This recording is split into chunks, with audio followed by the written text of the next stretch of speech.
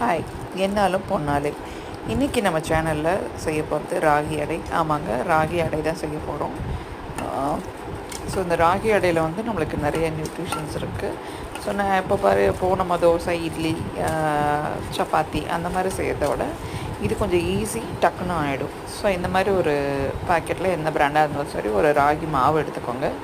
ராகி மாவில் கூட வந்து சேர்த்திக்கிறது என்னென்ன இன்க்ரீடியன்ட்ஸ்னால், பன்னீர் சேர்த்திக்கோங்க.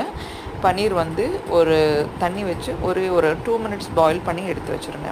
எடுத்து வச்சுட்டு கூட வெங்காயம், பச்சை மிளகா வேண்டாம், மிளகாத்தூள், மஞ்சத்தூள், உப்பு, இந்த 3 தான் தூளோடது. ஸோ இந்த தூள் 3 போட்டுக்கோங்க.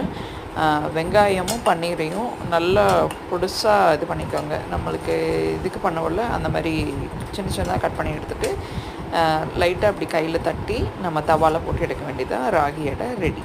இந்த மாதிரி சூப்பராக இருக்கும். செஞ்சு பாருங்கள், ட்ரை பண்ணி பாருங்கள். தேங்க்யூ.